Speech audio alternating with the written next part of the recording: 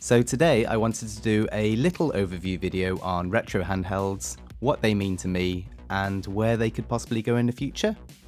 I feel like for me, retro gaming is more about the nostalgia than the actual games themselves. Gaming when I was a child was an escape for me, it was my happy place, and I think it's something that a part of me longs to get back to.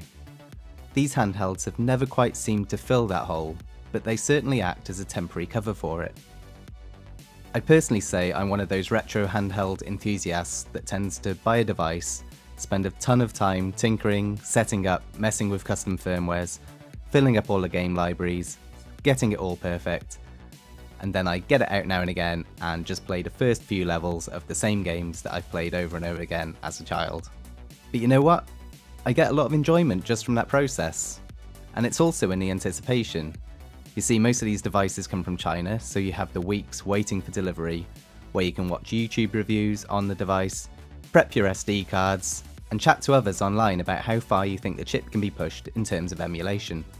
But then there's also the question of, where do these devices go next?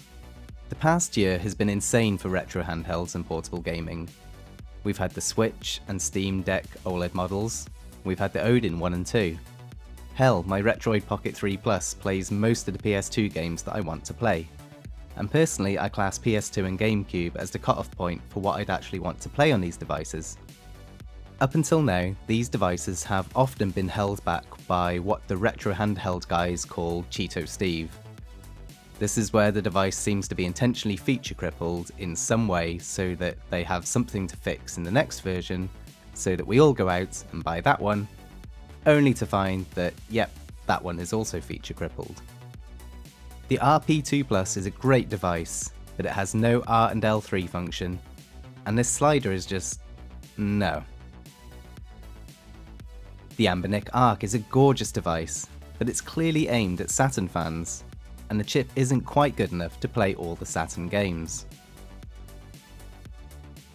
I'd say the RP3 Plus is an almost perfect device. It even plays a lot of GameCube and PS2 great. But why the start and select buttons up here?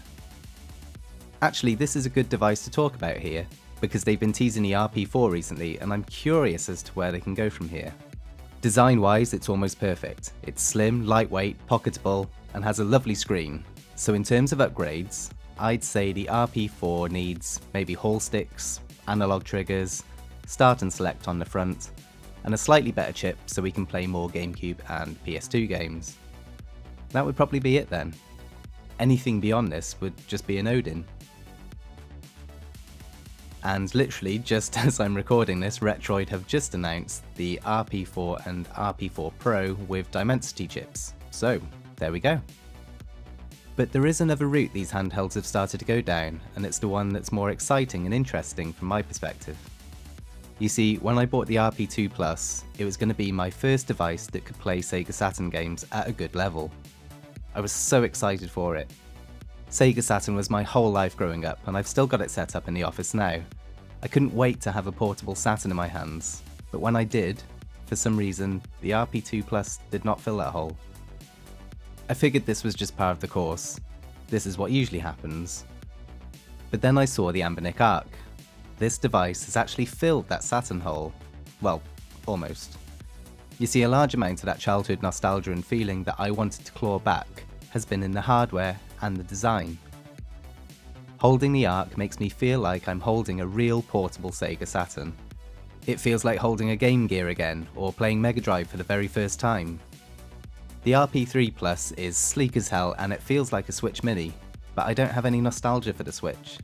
The miyoomini Plus has also taken the handheld scene by storm due to its Game Boy style aesthetics, as well as Ambernic's RG353P and datafrog's SF2000 with their SNES-like forms. If I could just get an Arc with a better chip that could play all of the Saturn library, or at least most of it at full speed, then that would be incredible. I can't state enough how great it feels having a device that looks like the original hardware that can also play the whole library to perfection. So where do we go from here? Personally, I'd like to see more replication of exterior hardware now. We've nailed the internals, as long as we're not Cheeto Steving it and holding back. And so we could have incredibly cool looking devices if we just spend the next 12 months exploring this path. By this time next year, let's have a Sega Saturn style handheld that can really play Saturn games. Hell, give us a rip-off of the Game Gear Mini. That could be made really cheap. Let's go a step further, let's have a handheld based on the weirdness that was the N64 controller, with a chip in it that can perfectly emulate N64. I love retro handhelds, I love watching reviews on them, and I'd love to do a few reviews of my own. And I feel like the goal for many years now has been, does it have high quality form factor with good controls that can play everything up to PS2 and yet still be affordable? And I feel like we're approaching that goal at breakneck speed, and soon we're going to be needing a new goal. But I don't know what that would be for someone like myself who has no nostalgia beyond PS2. But if the end is nigh, let's get weird with it, try out some new things, and let's go out with a bang. I hope you've all enjoyed that overview. Let me know in the comments what you think the next 12 months is going to bring in terms of hardware for the retro handheld scene. And where's your cutoff point? Is it important to you to have a handheld that can play PS3 and Xbox and Switch? Or is PS2 and GameCube enough for you? And now that we're starting to see devices like the Steam Deck and the Odin 2, what's the holy grail of handhelds for you?